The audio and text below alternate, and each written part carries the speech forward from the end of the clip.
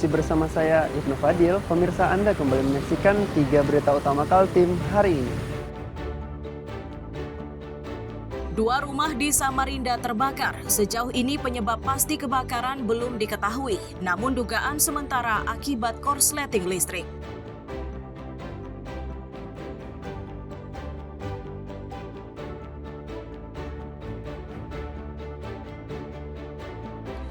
Sejumlah petugas di Balikpapan melakukan sidak terkait dugaan masuknya beras oplosan.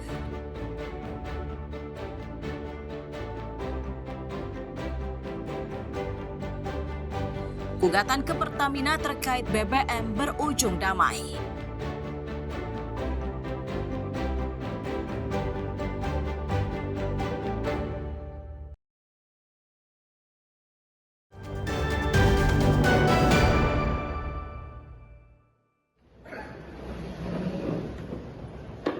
Gugatan warga kepada Pertamina terkait kualitas bahan bakar minyak atau BBM berujung damai.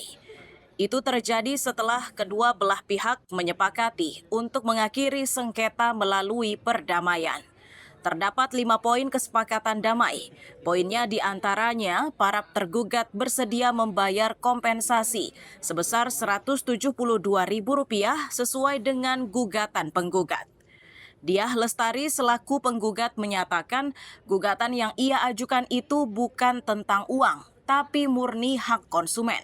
Karenanya sepanjang persidangan, ia hanya menuntut haknya, yakni pergantian kerusakan mesin motornya yang diakibatkan oleh buruknya kualitas BBM.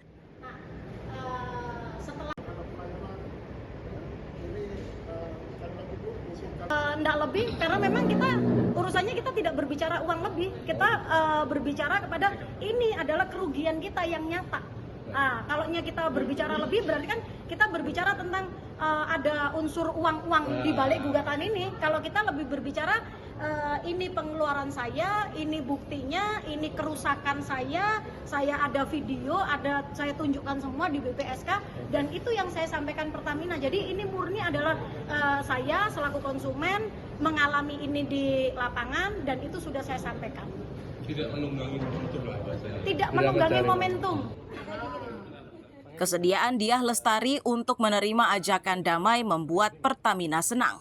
Mereka menyatakan gugatan tersebut menjadi salah satu bahan koreksi agar kinerja mereka bisa lebih baik.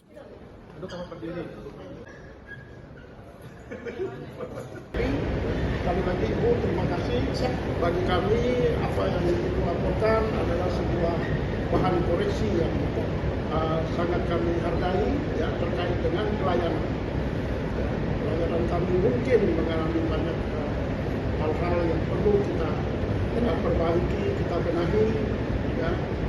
Lewat sengketa ini, Ibu telah menegur kami secara langsung, dan itu menjadi bagian penting daripada proses perbaikan terhadap pelayanan kami ke depan kepada semua konsumen, ya, di SPB ini. Sebelumnya, Diah Lestari mengisi BBM jenis Pertamax Turbo di SPBU Jalan Juanda pada 2 April lalu.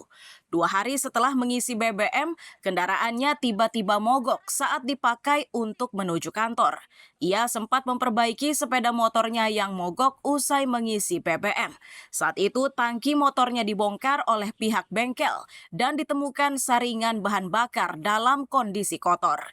Ia pun harus membayar Rp125.000 untuk biaya perbaikan. Amir Hamzah dan Iswanto melaporkan dari Samarinda.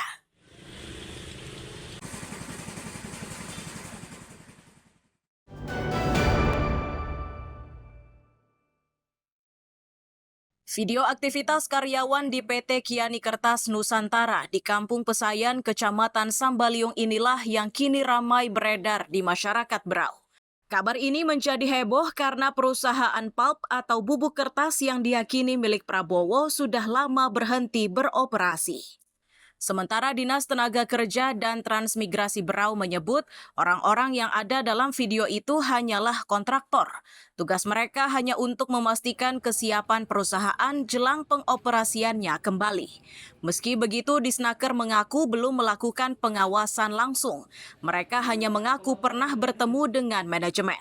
Akan halnya pesangon kepada karyawan Kiani Kertas, pihak Disnaker Trans menyatakan upaya tersebut masih dilakukan. Itu kan mereka mungkin kontraktor project ya. Kontraktor project. Mengevaluasi itu sih. Tapi laporan kita kan 2025 Desember itu selesai project ya. Oh, jadi yang di video itu cuma subkon ya atau gimana? Masih project kan? Project kan. Sebagian. Tapi memang ada beberapa karyawan sudah dipanggil mungkin dalam pelaksanaan maintenance gitu. Nah, terus pengawasan dari Disnaker gimana, Pak? Kita belum ke sana mengevaluasi. Nanti kita baru kita akan ke sana. Oke, Kan kita pernah sama sekali waktu itu bertemu dengan manajemen. Sejauh ini proses dari Kiani sendiri gimana, Pak, terkait pesangon segala macam? Ya itu kan masih diupayakan sampai selesai. Mereka sudah seperti perjanjiannya kan. Setelah proyek selesai, beroperasi akan dibayar semua. Sesuai rencana, PT Kiani Kertas ini akan kembali beroperasi pada Desember 2025. Sebelum beroperasi, mereka harus menyelesaikan sejumlah tanggung jawab, mulai pajak daerah hingga pesangon kepada ratusan pekerja.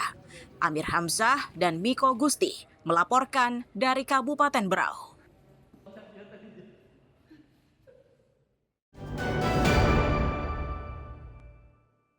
Didirikan pada tanggal 29 Desember 2020. Ratusan tenaga kesehatan atau nakes puskesmas dari berbagai daerah di Indonesia berkumpul di Balikpapan untuk mengikuti Semiloka Nasional kelima Akselerasi Puskesmas Indonesia atau APKESMI. Pojok bahasan pada kegiatan kali ini yakni inovasi dunia kesehatan dan saling tukar ilmu dari puskesmas se-Indonesia. Pihak APKESMI menyatakan organisasi ini merupakan salah satu dari 11 organisasi yang berdiri di lingkungan puskesmas. Sejauh ini kerjasama antar organisasi itu telah terjalin dengan baik. Sementara pemerintah Kota Balikpapan berharap kegiatan ini mampu menghasilkan kesimpulan untuk meningkatkan pelayanan puskesmas. Melalui Android dan kita tadi di video, paling penting sebenarnya puskesmas akan selalu hadir di tengah-tengah masyarakat kita dan mudah-mudahan ke ujung tombak sebagai pelayanan kesehatan warga masyarakat khususnya Balikpapan dan seluruh Indonesia karena ini dihadiri seluruh kabupaten kota se-Indonesia dan mudah-mudahan menghasilkan rekomendasi atau kesimpulan untuk bisa meningkatkan fasilitas dan pelayanan puskesmas untuk warga kita. APKESMI membangun kerjasama kelembagaan, baik itu organisasi profesi yang memang ada 11 profesi yang ada di puskesmas. Kemudian juga kita bekerja sama dengan organisasi fasilitas pelayanan kesehatan, ada ARSADA, ada Persi dan lain sebagainya.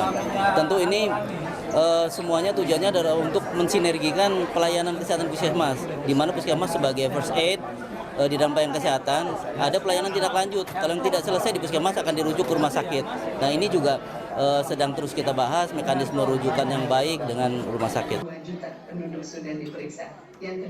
Bagi peserta kegiatan Semiloka ini sangat mendorong semangat mereka untuk meningkatkan prestasi kerja.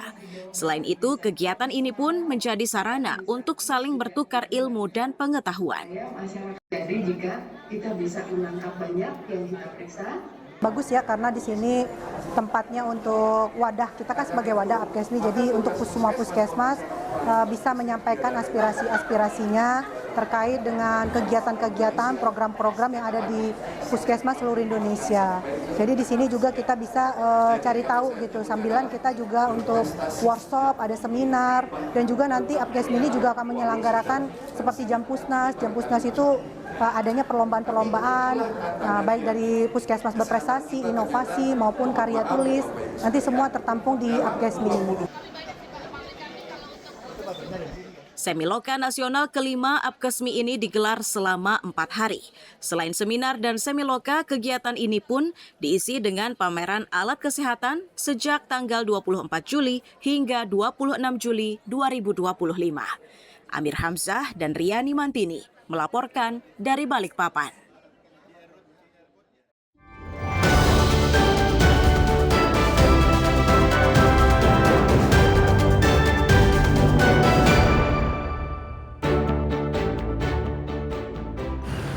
Pemirsa, berita tadi menjadi akhir kebersamaan kita pada pagi hari ini. Saya Ibnu Fadil dan tim redaksi pamit undur diri. Selamat pagi, salam sejahtera, dan sampai jumpa.